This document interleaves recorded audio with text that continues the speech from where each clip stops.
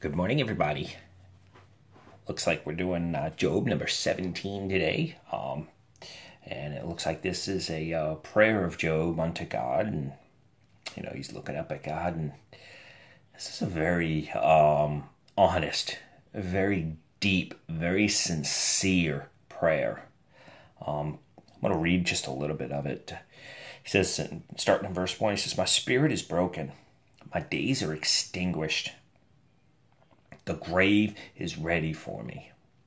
And he's done with all of this, and he is very honest with God and very open with God, saying, "God, I am done, Lord. I am done." He goes on, verse 3, he says, Now put down a pledge for me with yourself."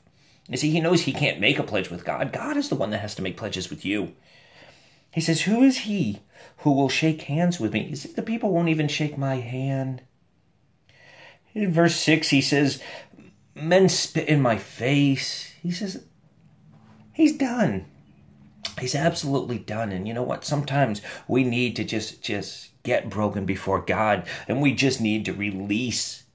And there is an amazing amount of growth that can happen in a person when we do that, when we get before God and we just give it to him and say, "God, I can't do this anymore. I need you." You see, I remember when I first became a Christian and I was led to Christ over the phone, and it was one of my friends says, "How do you feel?" I said, I feel great," which was a lie. I didn't feel any different at all. But I remember a couple weeks later, as things had just come to a head, and I felt like it was time to just end my life. And I picked up a knife and I was about to plunge it into my chest, and it was a big knife. And God threw this vision at me, which prevented me from doing it, and I just dropped the knife and slammed my hands right on my kitchen counter, and I said, "What do you want from me?" And that is exactly what he wanted. You see, he wanted me to finally just give in to him and just give it to him. Finally, he wanted me to just give up my control and say, "God, okay, I'm yours. What is it you want, God? What is it?" And we see Job is at that point. He's at that point where he's just like, "All right, God, what is it you want? Please tell me, make a pledge with me." And one of the greatest things I love about this prayer from Job is not so much, I do love that he gives it all to God. But read on in verse 13, 14, and 15. Listen to this. He says, "If I wait for the grave as my house, if I make my bed as darkness, if I say to corruption, you are my father, and to the worm, you are my mother and my sister." Verse 15, "Where then is my hope?"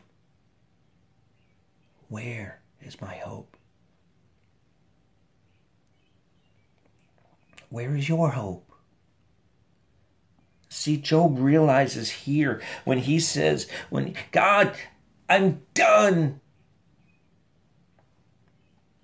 But as you read in these last couple verses I read, he still has hope. Job still has hope because he knows the God of his forefathers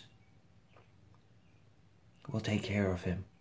He knows his relationship with God is good.